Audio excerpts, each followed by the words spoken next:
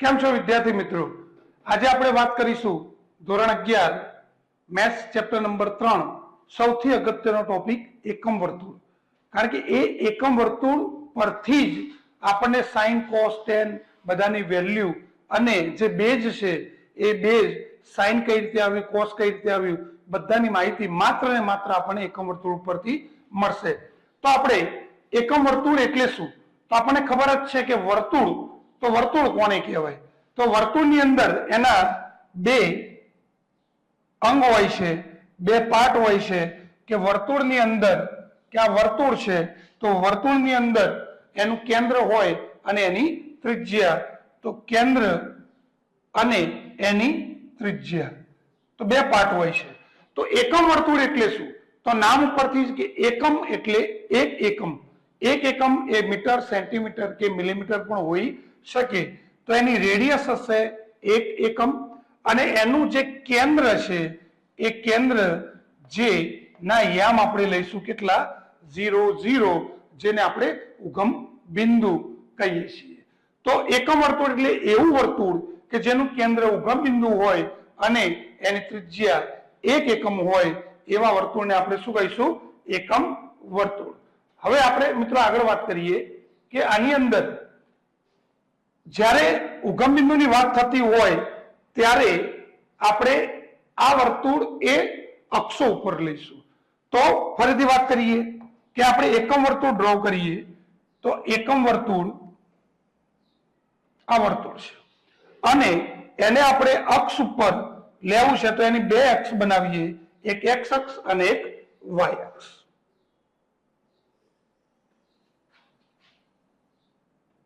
આ માની લો કે x અક્ષ છે અને એની y અક્ષ છે. સમજવાનો પ્રયત્ન કરજો. આ x અક્ષ છે અને આ y અક્ષ છે. તો આ એક વર્તુળ છે જેનું કેન્દ્ર એટલે આ થશે કેન્દ્ર. તો કેન્દ્ર એનું O નામ આપીશું, એના યામ 0 0. અહીંયા આ જે વર્તુળ છે એ x અક્ષ અને y અક્ષને છેદવાથી એના 4 ભાગ બને છે, જેને આપણે કહીશું 4 ચરણ.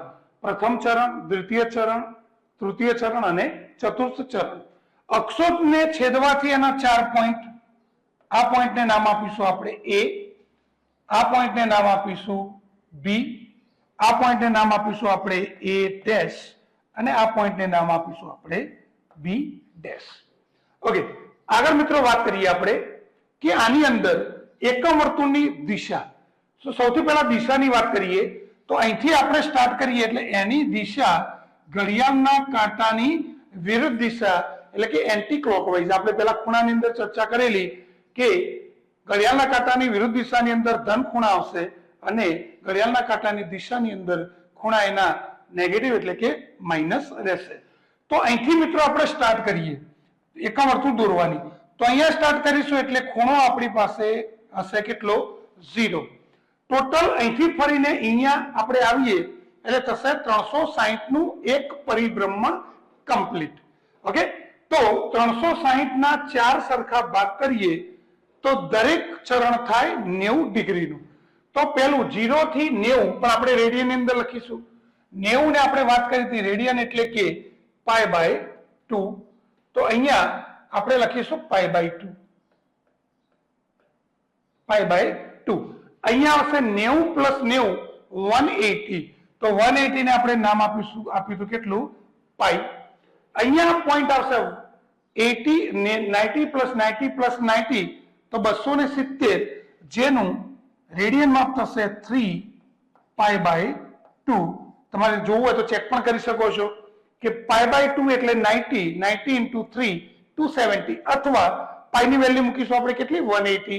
તો 180 × 3 540 540 ભાગ્યા 2 એટલે કે 240.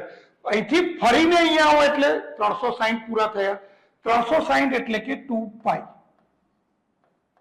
360 એટલે 2π. તો ફરીથી આ થઈ બેઝિક એકમ વર્તુળની રચના. હવે એના યામની વાત કરીએ કે આપણી પાસે અક્ષો ઉપર 4 પોઈન્ટ છે, A, B, A' and B'. તો 4 પોઈન્ટ છે A ના યામ. તો આપણે ધોરણ 10 ની અંદર 9 ની અંદર યામ ભૂમિતિ ની અંદર ભણી ગયા કે x અક્ષ ઉપર કોઈ પણ બિંદુ હોય એનો y યામ શું હોય 0 હોય અને y અક્ષ ઉપર કોઈ પણ બિંદુ હોય એનો x યામ હંમેશા 0 હોય. તો અહીંયા એકમ વર્તુળ છે જેની ત્રિજ્યા કેટલી છે? આ વર્તુળની ત્રિજ્યા છે જે 1 એકમ છે. તો એનો આ x યામ થશે 1 અને y યામ x અક્ષ ઉપર પોઈન્ટ છે માટે શું થશે? એના યામ 1 0.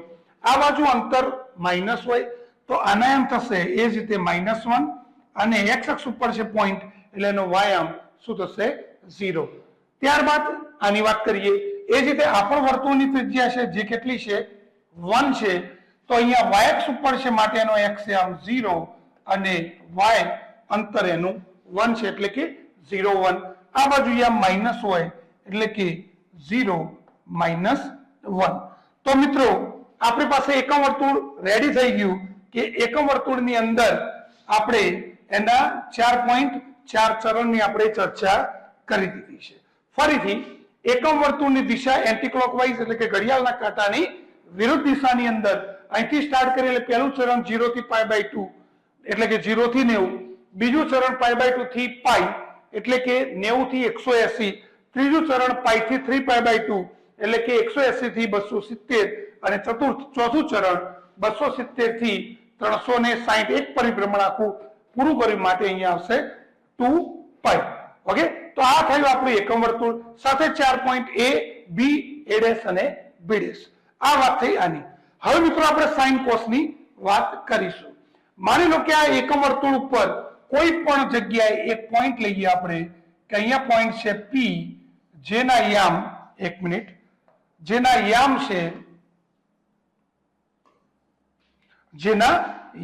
છે P x y કારણ કે આ સમતલની અંદર છે તો એના યામ આપણે લઈશું x y.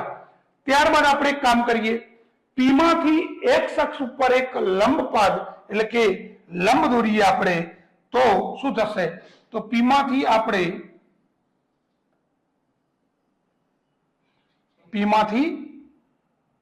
આપણે x અક્ષ પર નો એક લંબ દોરીએ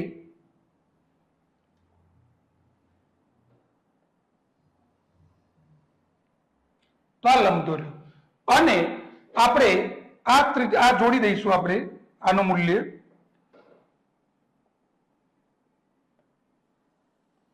આપણે પોઈન્ટ જોડી દીધો. તો જો મિત્રો આની અંદર આપણે P માંથી લંબ દોર્યો એટલે કે આ ખૂણો હશે કેટલો? 90 ડિગ્રી. આ 90 ડિગ્રી હશે. આ OP એ વર્તુળની ત્રિજ્યા છે જે ત્રિજ્યા આપણે કેટલી લીધેલી છે? 1 યુનિટ અથવા 1 એકમ. હવે આ સમજાવતા પહેલા આપણે ફરીથી હું તમને એક સમજાવી દઉં કે શું કરવાનું છે. તો જો એક બેઝિક ખાલી વાત કરી દઉં કે અહીંયા આપણું XY સમતલ છે. આ સમતલની અંદર માની લો કે બિંદુ અહીંયા P છે જેના યામ માની લો કે 3 5 છે.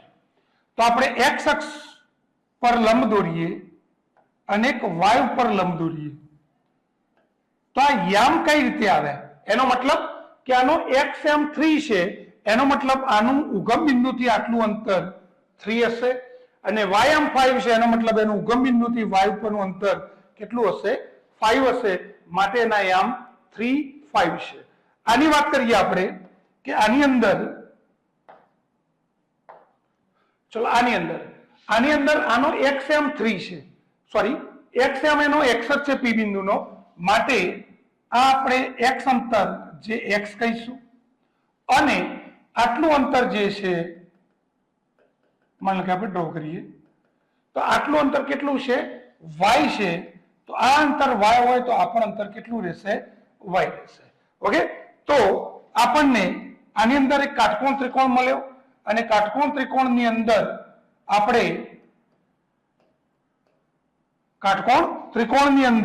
આપણે એક મેઝરમેન્ટ પણ એના લઈ લીધા કે x y અને આટલું અંતર કેટલું થશે? એનું 1 ત્રિજ્યા. હવે આપણે વાત કરીએ ધોરણ 10 ની કે કાટકોણ ત્રિકોણ હોય ત્યારે આપણે એક ઇક્વેશન આવતું હતું કે અહીંયા સપોઝ માની લો કે ખૂણો થીટા છે, તો આપણે કહેતા આ માની લો કે x છે, આ y છે અને આ z છે. તો કાટકોણ ત્રિકોણની અંદર જે રેશિયો કે sin θ ઇઝ ઇક્વલ ટુ આપણે કહેતા સામેની બાજુ છેદની અંદર શું કર્ણ. તો આની સામેની બાજુ x અને કર્ણની વેલ્યુ છે z, એટલે આને કહીશું આપણે x/z. એ જ રીતે cos θ ઇઝ ઇક્વલ ટુ આપણે બોલતા હતા પાસેની બાજુ છેદની અંદર કર્ણ. તો હવે આની વાત કરીએ આપણે કે કાટકોણ ત્રિકોણ જે આપણે મેળવ્યો છે એની વાત, કે આની અંદર હવે આપણે શું કામ કરીશું એની વાત જો અહીંયા ધ્યાન આપો. તો આની અંદર માની લો કે આ ખૂણો છે થીટા, માની લો કે આ ખૂણો છે થીટા. ચલો આ કાટકોણ ત્રિકોણની અંદર અહીંયા આપણે sin ની વેલ્યુ લઈશું કે sin θ ઇઝ ઇક્વલ ટુ, તો sin એટલે શું થશે સામેની બાજુ છેદની અંદર કર્ણ. તો આની સામેની બાજુની વેલ્યુ છે y અને કર્ણની વેલ્યુ છે 1, એટલે કે y/1 મીન્સ y થશે. એ જ રીતે આપણે cos લઈશું, તો cos θ ઇઝ ઇક્વલ ટુ શું થશે પાસેની બાજુ છેદમાં કર્ણ. તો પાસેની બાજુની વેલ્યુ છે x અને કર્ણ આપણી પાસે છે 1, એટલે કે x. તો જો મિત્રો આપણને એક બે વેલ્યુ મળી કે x ની વેલ્યુ cos θ અને y ની વેલ્યુ કેટલી sin θ. તો હવે મેન આપણું એકમ વર્તુળ સ્ટાર્ટ થાય છે કે અહીંયા x અને y છે, તો x ની વેલ્યુ છે cos અને y ની વેલ્યુ છે sin. xy આપણે શું લીધેલું હતું કે એકમ વર્તુળ ઉપરનું કોઈ એક રેન્ડમલી એક બિંદુ લીધેલું આપણે કે એકમ વર્તુળ ઉપર બિંદુ છે x અને y, પણ x ની વેલ્યુ કેટલી મળી આપણને cos અને y ની વેલ્યુ કેટલી મળી આપણને sin. તો હવે આપણે બીજા અર્થમાં લખવું હોય તો આપણે અહીંયા લખી શકીએ કે બીજા અર્થની અંદર આપણે લખવું હોય તો આ રીતનું લખી શકીએ છીએ કે p ના યામ x યામની જગ્યાએ આપણે લખીશું cos અને y ની કિંમત લખીશું આપણે કેટલી sin. તો હવે એકમ વર્તુળ ઉપર પરના કોઈ પણ બિંદુના યામ આપણને બે મળી ગયા. હાલ x યામ એટલે cos અને y યામ એટલે sin. સમજવાનો પ્રયત્ન કરજો મિત્રો. હવે આપણે એકમ વર્તુળ ઉપરથી cos કઈ રીતે આવ્યું અને sin કઈ રીતે આવ્યું એની ચર્ચા કરી લીધી. તો આના પરથી આપણને એક વસ્તુ મળે કે એકમ વર્તુળ ઉપર કોઈ પણ બિંદુ હોય એના x એમને cos કહેવાય અને y એમને sin કહેવાય. અહીંયા માની લો કે ખૂણો થીટા છે એટલે એના યામની અંદર થીટા છે, પણ માની લો કે આટલો ખૂણો 30 ડિગ્રીનો છે, 30 અંશનો, તો એને સંગત એકમ વર્તુળ ઉપર જે બિંદુ આવશે એના યામ તો ફિક્સ જ છે cos અને sin, પણ એંગલ જે ખૂણો છે એ કેટલો મૂકીશું આપણે તો cos 30 અને y આમ થશે કેટલો એનો sin 30. ઓકે, તો આ વાત થઈ આપણે cos અને sin. હવે આને આપણે થોડુંક આગળ લઈ જઈએ કે બહુ સરસ મજાની એની અંદરથી વાતો આવશે અને આપણે એની અંદરથી ઘણું બધું જાણવા મળશે.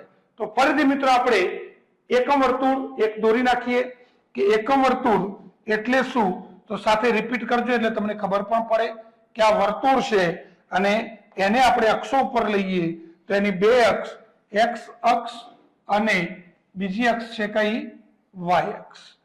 તો બે અક્ષ છે, એનું કેન્દ્ર થશે O જેના યામ હંમેશા 0 0. એકમ વર્તુળની શરૂઆત આપણે કરીશું ક્યાંથી, અહીંયા એ પોઈન્ટ આગળથી, અને ત્યાં એની શરૂઆતે ડિગ્રી 0 હશે. 0 થી અહીંયા ફરી આપણે આવીએ, 0 થી આપણે અહીંયા આવીશું તો થશે કેટલું 90 એટલે કે π/2. 90 થી અહીંયા આવીએ એટલે 180 એટલે કે પાઈ, અહીંયા આવશે 3π/2 અને ફરીને અહીંયા આવીએ ત્યારે થશે 2π. અહીંયા પોઈન્ટ ની વાત કરી હતી આપણે કેટલા 1 0.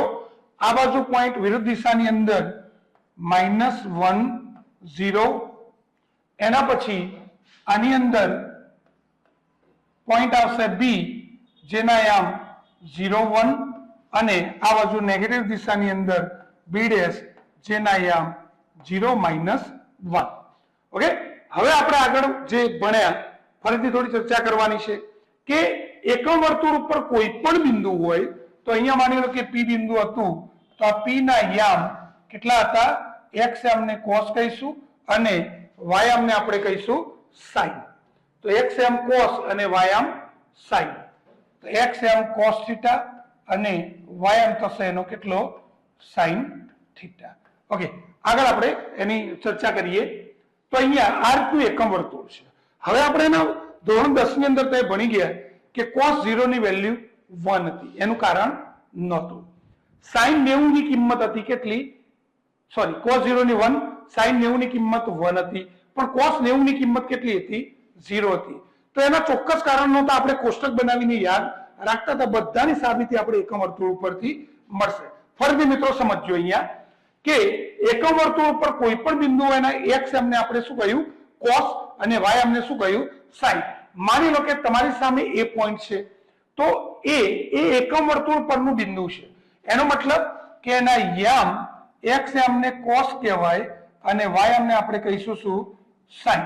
પણ અહીંયા ખૂણો કેટલો છે? જેમ અહીંયા થીટા હતો એટલે થીટા મૂક્યો તો અહીંયા ડિગ્રી 0 છે તો એના ખૂણાની અંદર આપણે 0 મૂકીશું અને sin 0.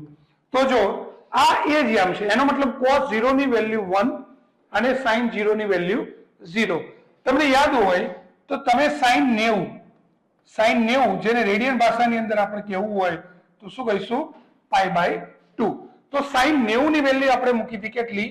1. એનું પણ રીઝન છે, જોઈએ આપણે. ચલો, બી પોઈન્ટ જે છે એ એકમ વર્તુળ ઉપર છે. તો એકમ વર્તુળ ઉપર કોઈ પણ બિંદુ હોય એના x એમને આપણે કહીશું cos અને એના y એમને કહીશું આપણે શું?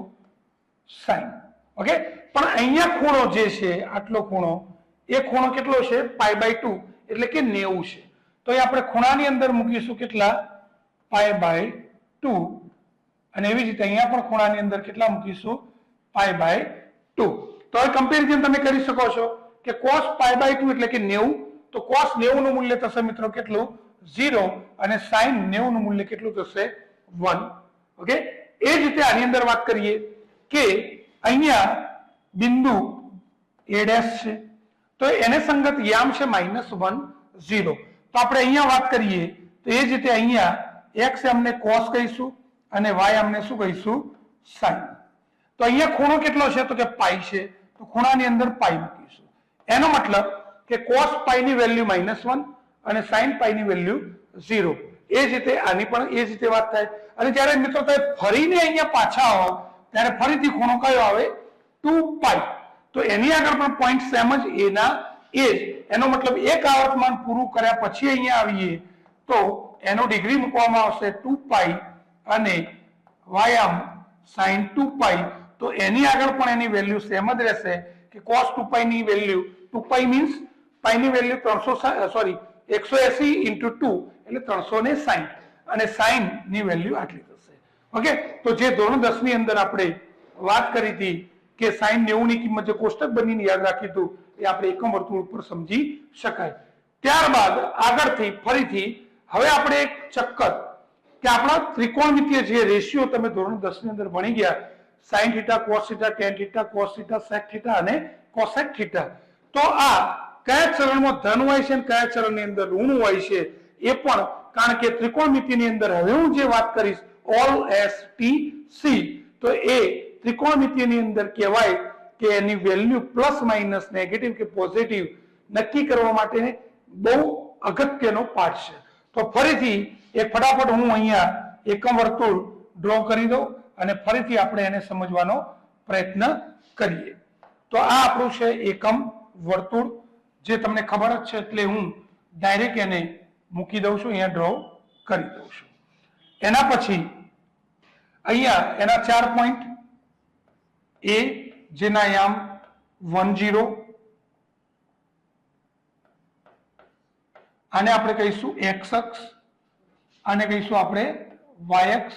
અહીંયા પોઈન્ટ આવશે b જેના યામ 0 1, અહીંયા પોઈન્ટ આવશે b' જેના 0 -1, અહીંયા આવશે a' જેના યામ -1 અને 0. ઓકે, તો આ એક આપણે વાત કરી. અહીંયા ઉગમ બિંદુ 0. હવે અહીંયા ખૂણો સ્ટાર્ટ કરે તો કેટલો હતો? ફરીથી સાથે બોલી શકો છો 0. 0 થી પહેલું ચરણ 90 એટલે કે π/2. π/2 થી બીજું ચરણ એટલે કે π. π થી ત્રીજું ચરણ એટલે કે 3π/2 અને ફરીને કમ્પ્લીટ પાછા આવો ત્યારે એક પરિભ્રમણ કમ્પ્લીટ થયું એમ કહેવાય, એટલે કે એને કહીશું 2π. હવે મિત્રો આપણે આગળ વાત કરીએ આપણા 6 વિધેય છે, 6 વિધેયની. તો આપણું પહેલું ચરણ એટલે કે 0 થી કોની વચ્ચે? તો 90 ની વચ્ચેની વાત કરીએ છીએ કે 0 થી સ્ટાર્ટ થઈ અને π/2 એટલે કે 90 ની અંદર એ આપણું પ્રથમ ચરણ કહી શકાય. હવે આની અંદર શું હોય છે? તો એક આપણે વાત કરી કે એકમ વર્તુળ પરના કોઈ પણ બિંદુ હોય એનો x આમ cos કહેવાય અને y આમ sin કહેવાય. તો આ x આમ છે એને આપણે cos અને y આમ છે એને શું કહીશું? sin. અહીંયા પણ એ જ રીતે x આમને cos અને y આમને મિત્રો આપણે કહીશું શું? sin. તો જો પહેલું ચરણ એટલે કે 0 થી π/2, તો 0 થી π/2 માં cos ની વેલ્યુ ચેક કરો તમે. અહીંયા 1 અને કોની વચ્ચે છે? 0 વચ્ચે. 1 અને 0 ની વચ્ચે, અથવા આમ પણ લખાય 0 અને 1 ની વચ્ચે. અને આ બાજુ માની લો કે અહીંયા લખું છું -1. તો 1 અને 0 ની વચ્ચેની કિંમત cos નું મૂલ્ય 1 થી 0 તરફ જાય છે તો ધન મૂલ્ય કહેવાય કે ઋણ? તો 0 અને 1 ની વચ્ચેની કિંમતને આપણે ધન કહીશું. એનો મતલબ કે cos નું મૂલ્ય અહીંયા કેવું થાય છે? પ્લસ. વાત કરીએ sin નું, તો sin નું મૂલ્ય મિત્રો આ ચરણમાં જુઓ કે 0 થી 1, તો 0 થી 1 તો એ પણ ધન કિંમત છે. તો sin ની કિંમત પણ અહીંયા કેવી થશે? પ્લસ, જેને આપણે પોઝિટિવ પ્લસ વડે દર્શાવીશું. તો બે વેલ્યુ મળી. હવે tan વાત કરીએ કે tan θ એટલે શું? તો ધોરણ 11 ની અંદર, સોરી 10 ની અંદર તમે કહેતા કે tan θ = sin θ / cos θ. sin θ / cos θ. તો જો આપણે મૂકી ચેક કરવાની જરૂર નથી, ખાલી અનુમાન કરવાનું છે. sin ની કિંમત ધન છે, છેદમાં cos ની કિંમત પણ ધન છે, અને બે ધન સંખ્યાનો ભાગાકાર હંમેશા ધન જ થાય. એટલે કે આ વિકલ્પની અંદર tan ની કિંમત પણ કેવી થશે? ધન. એના પછી આગળ વાત કરીએ કે cot. cot એટલે cos θ / sin θ, અથવા આપણે ધોરણ 10 ની અંદર ભણી ગયા કે tan θ અને cot θ બંને એકબીજાના વ્યસ્ત છે. જો tan નું મૂલ્ય ધન હોય તો cot નું મૂલ્ય પણ ધનનું વ્યસ્ત ધન જ થશે, પ્લસ. તો cot ની કિંમત પણ ધન થશે. ત્યારબાદ sec ની વાત કરીએ તો ધોરણ 10 ની અંદર ભણી ગયા cos θ = 1/sec θ અથવા sec θ = 1/cos. એનો મતલબ cos અને sec બંને એકબીજાના વ્યસ્ત છે. જો cos નું મૂલ્ય ધન હોય તો ધન સંખ્યાનું વ્યસ્ત, માનો કે 2 હોય તો 2 નું વ્યસ્ત 1/2 એ પણ ધન જ થવાના છે. તો sec નું મૂલ્ય પણ ધન થશે. અને એવી જ રીતે cosec એટલે sin નું વ્યસ્ત છે. ધોરણ 10 માં sin θ = 1/cosec θ અને cosec θ = 1/sin. તો sin ની વેલ્યુ ધન છે તો cosec નું મૂલ્ય પણ કેવું થવાનું? ધન. sin નું મૂલ્ય 3 માની લો કે 1.5 છે, કે માની લો કે આપણે ચલો 0.5 લઈએ, 1 અને 0 ની વચ્ચે 0.5 છે, તો એનો વ્યસ્ત કરશો તો 1/5, તો એનું મૂલ્ય પણ ધન થશે. તો જો મિત્રો પહેલા ચરણની અંદર sin, cos, tan, cot, sec અને cosec જે ધોરણ 10 ના 6 જે રેશિયો છે, જે મૂલ્યો છે એ બધા ધન છે. બધા ધન છે માટે અહીંયા આપણે લઈશું all. શું લઈશું અહીંયા? all. all means કે બધા 6 પહેલા ચરણની અંદર ધન હોય. હવે આપણે બીજા ચરણની વાત કરીએ. બીજું ચરણ એટલે π/2 થી ક્યાં આવીશું? π. તો જો અહીંયા π/2 થી π. π/2 થી π. તો બીજા ચરણની અંદર જો પહેલાને તો આપણે cos કહીએ છીએ, બીજાને sin. તો અહીંયા 0 થી -1 અને બીજું આ 1 છે ક્યાં હશે? 1 થી 0. તો જો તો π/2 થી π ની અંદર cos નું મૂલ્ય 0 થી ક્યાં આવે છે? -1. તો 0 થી -1 જે આપણે વાત કરી કે 0 થી -1 ની અંદર મૂલ્ય ધન કહેવાય કે ઋણ? તો ઋણ કહેવાશે. તો આની અંદર cos નું મૂલ્ય ઋણ થશે. એટલે કે માઇનસ. સાઈન નું મૂલ્ય જુઓ 1 થી ક્યાં આવે છે 0, તો 1 થી 0 વચ્ચે સાઈન નું મૂલ્ય ધન કહેવાય, તો સાઈન નું મૂલ્ય ધન. હવે બાકીના વાત કરીએ tan. tan એટલે સાઈન ભાગ્યા કોસ, તો સાઈન ની કિંમત ધન છે અને કોસ ની કિંમત માઇનસ છે, તો એક ધન સંખ્યા અને એક ઋણ સંખ્યાનો ભાગાકાર હંમેશા શું થશે માઇનસ. કોટ ની કિંમત જો tan નું મૂલ્ય માઇનસ હોય તો કોટ માઇનસ કિંમતનું વ્યસ્ત પણ શું થાય માઇનસ થશે, તો માઇનસ. સેક ની વાત કરીએ તો સેક ની અંદર કોસ નું મૂલ્ય માઇનસ છે તો એનું વ્યસ્ત સેક નું મૂલ્ય પણ કેવું થશે માઇનસ.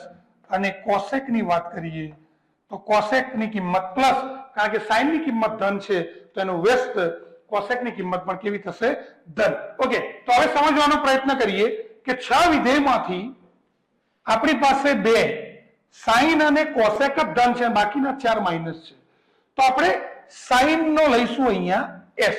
તો બીજા ચરણની અંદર અહીંયા આપણે લખીશું s. s નો મીનિંગ એવો થાય s એટલે સાઈન અને એનું વ્યસ્ત કયું કોસેક. એ બંને જ અહીંયા પ્લસ હોય, બાકી બધા કેવા માઇનસ. બાકી બધા એટલે કોસ, tan, કોટ અને કોસ, તો એ બધા કેવા થશે અહીંયા માઇનસ. તો બીજા ચરણની અંદર સેક આવશે. હવે આપણે ત્રીજા ચરણની અંદર વાત કરીએ. ત્રીજું ચરણ એટલે પાઈ થી કયું થશે પાઈ થી 3π/2. ફરીથી મિત્રો સમજો, પહેલાને આપણે કોસ જ કહીશું, એકમ વર્તુળ પરનું બિંદુ છે, અને બીજાને કહીશું આપણે સાઈન. તો જો કોસ નું મૂલ્ય -1 થી 0 ની વચ્ચે છે, -1 થી 0 ની વચ્ચે, તો એ મૂલ્ય ઋણ કહેવાશે એટલે કે માઇનસ. સાઈન નું મૂલ્ય ચેક કરીએ તો સાઈન ની કિંમત 0 થી કોની વચ્ચે -1, તો 0 થી -1 ની વચ્ચે એનું મૂલ્ય પણ કેવું કહીશું માઇનસ. વાત રહી tan ની. tan એટલે સાઈન ભાગ્યા કોસ, તો સાઈન ની કિંમત માઇનસ છે, છેદમાં કોસ ની કિંમત માઇનસ. બે માઇનસ સંખ્યાનો ભાગાકાર હંમેશા પ્લસ આવે.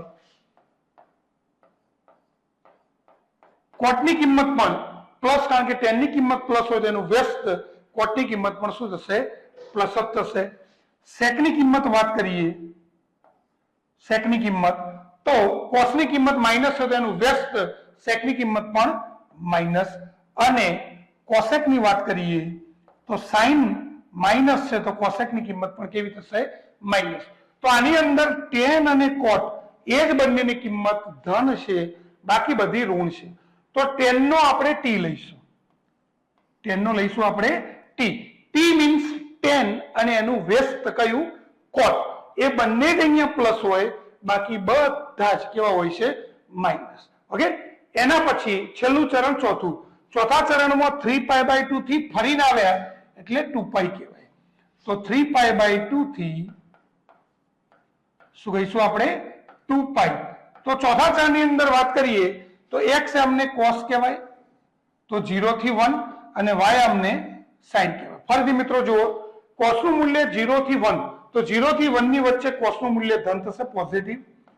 જો cos ધન તો એનું વ્યસ્ત sec પણ શું થશે ધન જ થશે.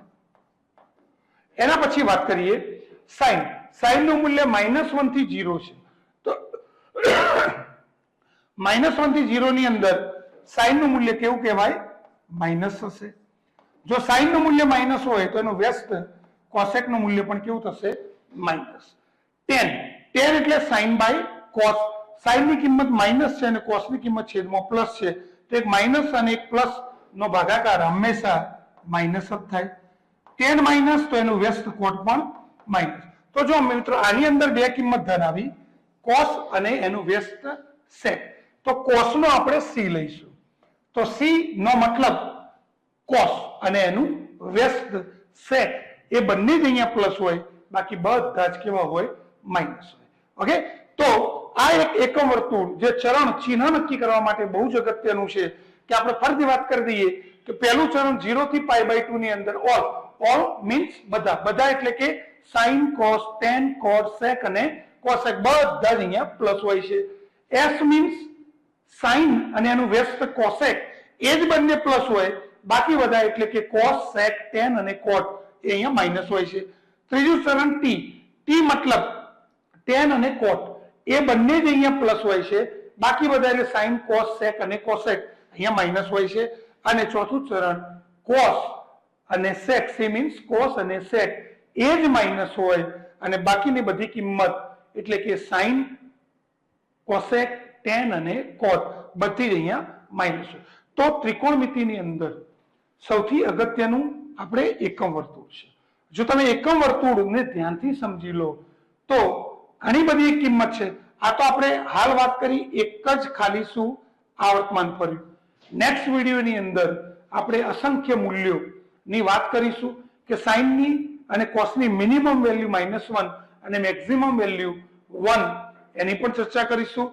ત્યારબાદ આપણે આગળના વિડીયોની અંદર સાઇન અને કોસ ના ગ્રાફની અંદર પણ વાત કરીશું કે સાઇનનો જે ગ્રાફ છે એ આ રીતનો સાઇનનો ગ્રાફ આવશે અપ ટુ અનંત સુધી. એ જ રીતે કોસનો ગ્રાફની પણ વાત કરીશું, અને આ બધાની સાબિતી આપણને એકમ વર્તુળ ઉપરથી જ મળે છે.